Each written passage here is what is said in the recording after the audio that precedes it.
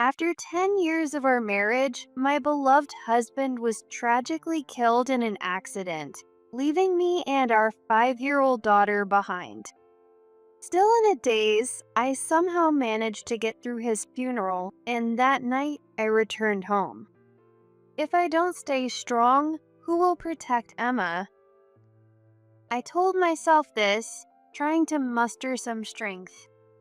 Even though I had no appetite, I knew I had to feed Emma something for dinner. Hey, Emma, what would you like for dinner? When I turned around to ask, I saw her standing by the window staring outside. Emma, what are you doing? Then she pointed outside and said something that took my breath away. Is that Daddy? I didn't expect a 5-year-old to fully understand this situation. Maybe Emma still believed that her dad would come home someday. Feeling a deep ache in my chest from her innocent words, I looked out through the gap in the curtains. Of course, no one was there. Daddy isn't coming back anymore, sweetie. Why did I have to say such a thing to my daughter? My heart felt like it was being crushed by an invisible hand, ready to burst. Emma continued to gaze outside, clearly not understanding. At that moment, a thought crossed my mind. Could Emma be seeing a spirit? But I quickly dismissed the idea, and, unsettled by the eerie thought, I went around the house, double-checking all the locks. Thankfully, everything was locked. If it were just a spirit, that would almost be a relief. As I thought about this, Emma came over and hugged me. I couldn't see her face, but I'm sure she was crying. I'm Natalie Carter. Carter's Flower Shop is a small florist that I run with my husband, James. Hey, Natalie, can you help this customer? Got it, I'm on my way. We're fortunate to stay fairly busy every day, and considering the size of our shop, I think we're doing pretty well. Originally, we both had different jobs, but after a certain event, we decided to open a flower shop, which had always been my dream. Now, we happily manage it together. That event was the birth of our daughter. Her name is Emma. We didn't have children right away after getting married, and it wasn't until about 5 years later that we were blessed with Emma. Our previous jobs had long hours, and it was hard to find time for Emma, so after a lot of thought, we decided to start this flower shop. James, with his experience in sales from his previous job, has built a great reputation with our customers. Not only that, but he's also really skilled at using all kinds of sales techniques to boost our revenue. On top of that, his old colleagues and juniors from his previous job frequently come by to buy flowers, and every time, I can't help but feel incredibly fortunate. Our 5-year-old daughter, Emma, also says she loves flowers, likely because she's grown up surrounded by them. James and I have a great relationship, and while it might sound strange to say, people often call us a model couple. These flowers are beautiful. Thanks for picking them out. I'm so glad you like them. Well, I'll be back again. We'll be waiting for you. Thank you. What could I possibly complain about? I'm at the peak of happiness right now. What kind of person will Emma grow up to be? When it comes to thinking about her future, that's about the only thing on my mind. Our family has a set routine. Every morning, the three of us leave the house together, drop Emma off at daycare, and then James and I head to the flower market. We always arrive at the market later than usual, but we've made peace with it for Emma's sake. However, this morning I wasn't feeling well. When I checked my temperature, I had a high fever of over 101 Fahrenheit. Sorry, James. I think I caught a cold. Wow, your face is flushed. Don't worry, leave today to me and just get some rest. I'm sorry. You don't need to apologize. It's not like you wanted to get sick. All right, Emma, it's just you and me today. Okay. But is Mom going to be alright? I'll be fine. I'm going to get better today, I promise. I managed to get through the household chores before they left, but that was all I could handle. My body felt as heavy as lead, and with every step, pain shot through my joints. Maybe my fever was still rising. Before I knew it, it was time for the two of them to leave, and for the first time, I saw them off from home. All right, we're heading out now. Make sure you get some rest. Mom, take care. Their kindness hit me hard. Yeah, thanks. Have a good day, you two. See you later. The front door quietly closed. As I watched them leave, I collapsed on the spot. With my vision swimming from the high fever, I somehow made my way to the living room. And there, I collapsed onto the sofa, falling into what felt like unconsciousness. I don't know how much time passed. I was woken by the blaring ringtone of my phone.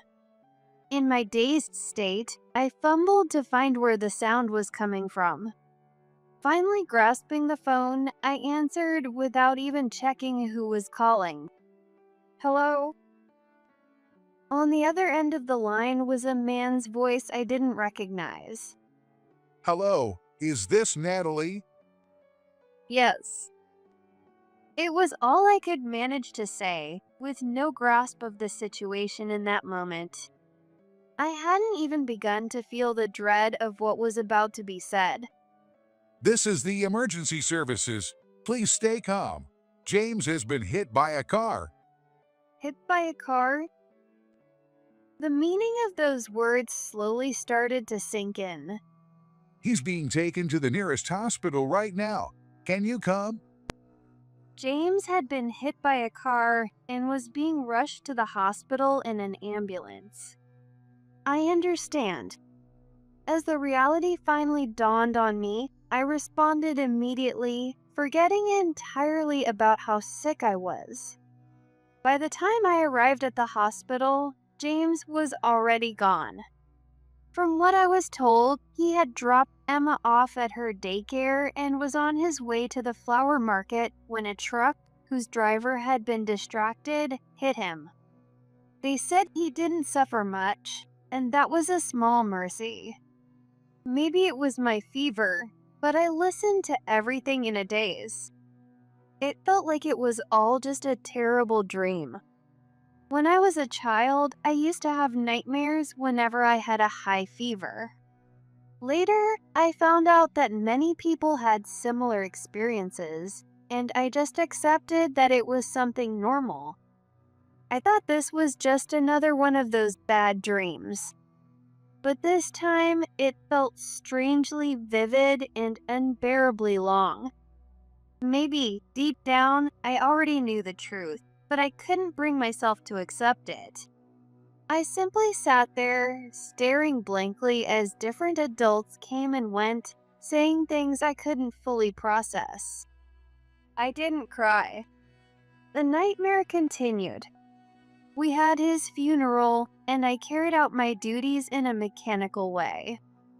I signed the documents they gave me and probably answered questions without thinking. Many people came to pay their respects. Customers from our flower shop, regulars, and even people from James's old workplace came by, casting sympathetic glances my way. What a long dream this is. Yet, in the middle of this nightmare, there was one thing that made me feel pain. It was the small right hand of Emma, clutching tightly to my left hand. Her grip was so strong, it felt like it might make a creaking sound. and I could clearly feel the pain in my left hand. I began to think that maybe this wasn't a dream after all, or maybe someone was trying to wake me up from this nightmare. Then, as the lid of the coffin was being closed, it happened. Daddy, Emma, still holding my hand tightly, suddenly burst into tears, crying out loudly. When I heard her, I finally understood in my heart. It really wasn't a dream. How I wished it had all been just a nightmare. At that moment, something inside me that had barely been holding on snapped quietly without a sound. James. James would never come back again. There was nothing left to hold back my emotions. I hugged Emma, who was sobbing beside me, and together we cried. We cried like we never had before, like we were crying for a lifetime. From now on, no matter what happens, I'm the only one who can protect Emma. It's not like we don't have relatives we could rely on, but I can't live my life depending on them. Whatever it takes, I will protect Emma. I made that firm promise to myself as I returned home at 7 p.m. The sky was already dark, and the cloudy weather felt like a reflection of my heart. As if things weren't lonely enough, the moment I stepped into our quiet house, where James, the heart and soul of our home, was no longer, the air felt even heavier. It hit me again, just how much he was really gone. Then I remembered. If I don't stay strong, who will protect Emma? I told myself this, trying to muster some strength. Even though I had no appetite, I knew I had to feed Emma something for dinner. Hey Emma, what would you like for dinner? When I turned around to ask, I saw her standing by the window, staring outside. Emma, what are you doing? Then she pointed outside and said something that took my breath away. is that Daddy? I didn't expect a 5-year-old to fully understand the situation. Maybe Emma still believed that her dad would come home someday. Feeling a deep ache in my chest from her innocent words, I looked out through the gap in the curtains. Of course, no one was there. Daddy isn't coming back anymore, sweetie. Why did I have to say such a thing to my daughter? My heart felt like it was being crushed by an invisible hand, ready to burst. Emma continued to gaze outside, clearly not understanding. At that moment, a thought crossed my mind. Could Emma be seeing a spirit? But I quickly dismissed the idea, and unsettled by the eerie thought, I went around the houses, double-checking all the locks. Thankfully, everything was locked. If it were just a spirit, that would almost be a relief. As I thought about this, Emma came over and hugged me. I couldn't see her face, but I'm sure she was crying. However, even after some time passed, Emma kept saying, "Daddy is here." On a weekday, on our way home from daycare. On weekends, while shopping at the grocery store. No matter where we were, Emma would repeatedly ask, "Is that Daddy?" Of course, it couldn't be. Unless she was somehow seeing a spirit. Sometimes I felt the urge to snap at her for saying it so often, but I couldn't.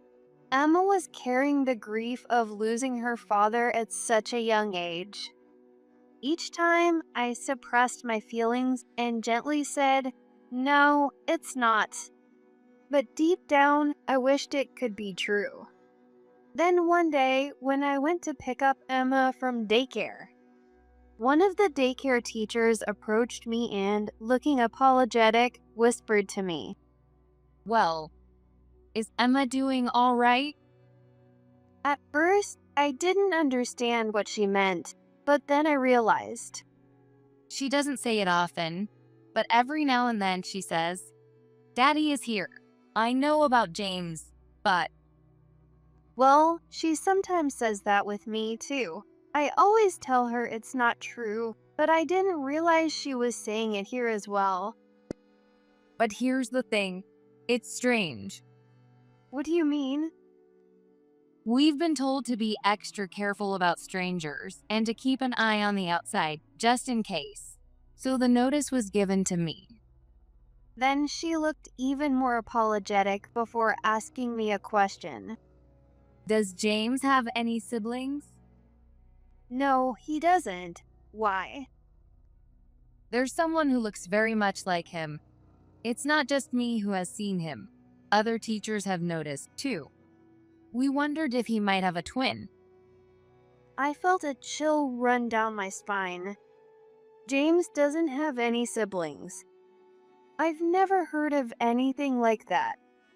Why was someone who looked like him showing up? Maybe Emma wasn't imagining things. Maybe she really saw someone who looked like her dad. The thought made me shiver. If you see that person again, please call the police immediately. From that day, we limited our outings as much as possible, and I decided to extend the flower shop's closure for a while. One Sunday, a few days later, my phone rang loudly. Given what had happened recently, I was on edge and my shoulder tensed at the sound. Nervously, I glanced at the screen and saw the name Mark displayed.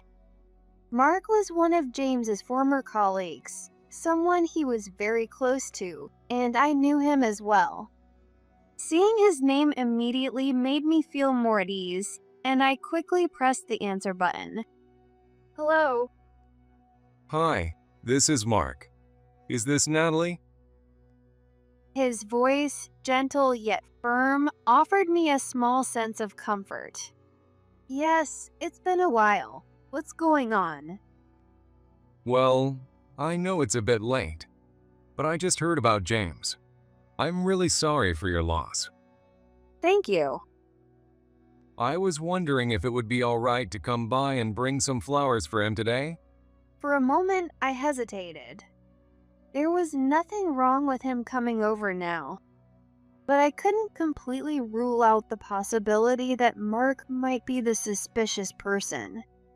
However, I quickly shook off that thought. Mark didn't resemble James at all, neither in build nor in demeanor. Even if Mark had been lingering around us, no one would have mistaken him for James. Yes, that's fine. We'll be waiting. A few hours later, Mark arrived at our house and began to speak quietly. I was on a business trip overseas until just yesterday. I only found out about James passing yesterday. I see. I don't remember anything clearly about James's funeral. So it was only when I heard Mark's story that I realized he hadn't been at the funeral. This way, please. I led Mark to James's portrait, where he placed the flowers, tears welling up in his eyes. At first, Emma was cautious around Mark, but seeing him like that, she slowly came out from behind me. Mark then began to talk about how much James cherished us, how much he loved us, how proud he was of us. Just hearing those words made me cry, even though Mark was sitting right there. By my side, comforting me, was Emma. As we continued our conversation, the sky outside turned orange with the sunset, and before I knew it, the clock had passed 5 p.m. Suddenly, as if he had remembered something, Mark spoke up. By the way, has anything strange happened recently? I thought for a moment. It immediately came to mind. Emma's behavior and the issue with the suspicious person. I carefully told him everything, making sure not to leave out any details. After hearing me out, Mark's face turned pale. Then he began to talk about a certain junior colleague of his. There's a guy named Paul, one of my juniors. I think he's come to your flower shop before, so you've probably met him. Hearing the name, I suddenly remembered. He was the friendly man who looked oddly similar to James in build. The answer seemed to form in my mind before I even thought it through. I know him. Could it be? Mark nodded slightly and pulled out his phone. I got this strange message from him for some reason. The message read, "I have to fulfill James' wish, so I'm quitting my job," a cryptic statement. Looking closely, the message had been sent late at night on the day of James' funeral. What is this? James's wish? I don't know either. But if James had a wish, it was probably just to live happily with you and Emma. At that moment, suddenly the doorbell rang unexpectedly. I flinched and looked at Mark. He seemed tense as well, his expression growing more serious. However, Emma was different. Without any fear, she went to check the intercom and shouted loudly, "It's me. I'm home." Daddy, With those words, we knew for certain that Paul had finally shown up at our houses. It's him. It's Paul. Mark quickly checked the intercom screen and nodded at me. I rushed over and stared at the screen myself. There was Paul, dressed and styled in a way that James would have liked. That alone was enough to instill fear, but what I saw next intensified that terror. In his right hand, a knife gleamed like a sharp blade. I was frozen with fear, unable to move. that's not Daddy, is it? Emma looked up at Mark with innocent eyes. No, it's not Daddy. Stay calm. I'll keep an eye on him from here. Natalie, check all the locks. On the other side of the intercom, Paul's voice grew louder, frustrated that no one was answering. "It's me. Open up. I'm telling you to open the door. Unlock it." In the end, he started violently rattling the locked doorknob, all while wearing a wide smile on his face. What was displayed on the small intercom screen was pure madness. Snapping out of it, I ran through the house, checking that every door and window was securely locked. Luckily, everything was locked, just as we had been cautious about. When I returned, Paul's actions had become more aggressive, and I could hear the doorknob rattling from anywhere in the house. I've already called the police. It's just a matter of time now. I rushed to Emma, who was huddled far from the intercom, and held her tight. She was sobbing uncontrollably. "Emma, it's okay now. This will all be over soon." Even as I said that, my own voice was shaking.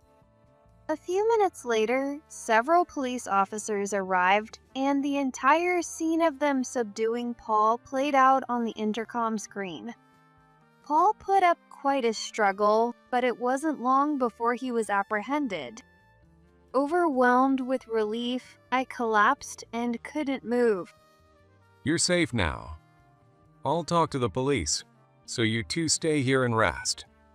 It was at that moment I realized just how much of a pillar of strength Mark had been for us. The thought of what could have happened without him made my blood run cold. In any case, the crisis was over. A few days later, I went to the police station to hear the details of Paul's actions. It was almost like a form of worship. According to what the police told me, Paul had an abnormal obsession with James. James had always been kind to everyone, and people naturally liked him. But the story didn't end there. According to his statement, when Paul was still new at his job, Back when James was still working there, James covered for one of Paul's mistakes and handled it smoothly. That seems to have been the trigger. That incident marked the beginning of Paul's obsessive admiration for James, almost like worship. After that, James left the company and started the flower shop, right? That's right. It seems like Paul started showing up at the flower shop, and not just once or twice. Did you ever notice anything like that? No, this is the first I'm hearing of it. I had no idea that was happening.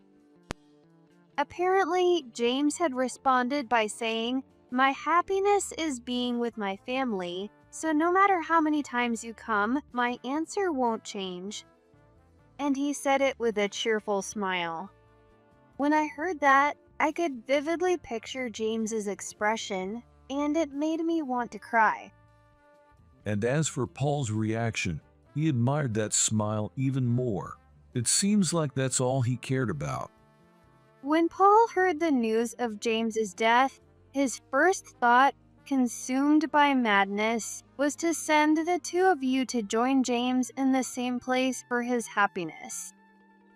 From then on, Paul started dressing like James and lurking around your home, waiting for the right moment.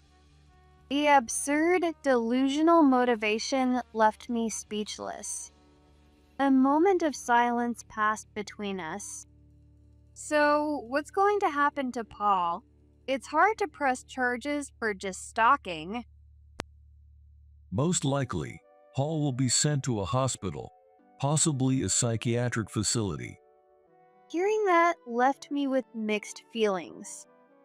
It all felt deeply unsettling. While his actions were undeniably terrifying, I couldn't help but wish there had been a different outcome, considering how much he admired James. At home, Mark and Emma were waiting for me. Mark had kindly taken it upon himself to look after Emma that day. In fact, he had been incredibly thoughtful, taking care of many things for us during this difficult time. Mark, thank you so much. This isn't much, but... On my way back from the police station, I stopped by a nearby cake shop and bought some nice sweets. It was a small token of appreciation for that day and everything else. Oh, you really didn't have to. I'm sorry for making you feel like you had to do something.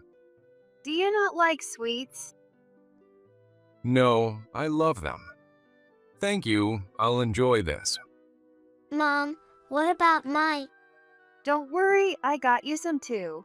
Here you go. Thanks. Can I eat it? Sure. You've been a good girl, haven't you? Oh yes, she certainly has. Watching Emma eagerly dig into her dessert, I finally felt a sense of peace settling in. Looking back, from the moment I heard the news of James' death until now, I hadn't had a single moment to rest my mind. Mark was also sitting across from me, enjoying his treat. After a moment, he spoke up. By the way, what are you going to do with your flower shop? Are you thinking of closing it down?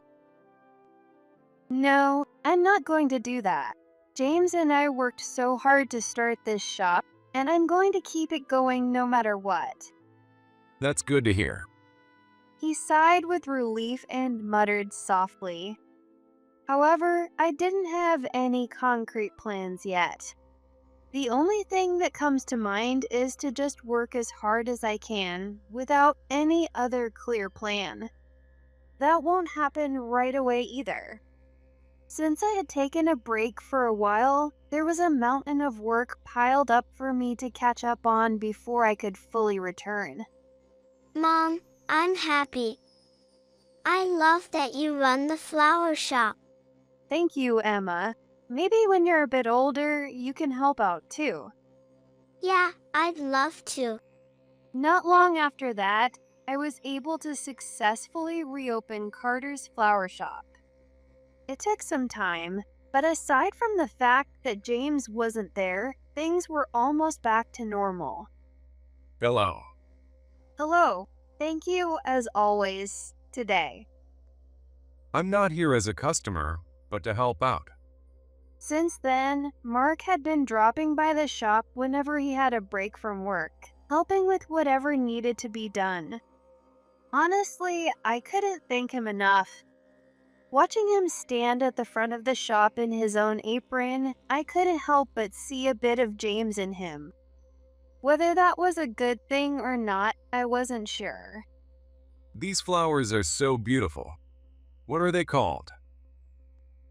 They were lilies of the valley. Their meaning, happiness will return again. They were also James' favorite flowers. I got them this morning. Aren't the small blossoms adorable? Yes, they are. Let's put them somewhere where they'll be appreciated even more. With that, he took the pot of lilies of the valley outside and placed it in a spot where the sunlight hit perfectly. I was taken aback when I saw it. That was James's favorite spot to stand. There, that's better. See, they look even more beautiful now. Whether Mark knew it or not, he had placed James's favorite flowers in the very spot where James loved to stand. I couldn't hold back my tears. Well, I'm sorry. Should I not have moved them? No, that's not it. That's not. The lilies of the valley swayed in the breeze. It was a warm wind, the kind that felt like it could carry away the tears running down my cheeks. As I watched the flowers sway, James's smiling face appeared in my mind once again. If one day I could see James again, I would proudly tell him, "The family you loved is cherished by so many people." And then he would give me that bright smile once more.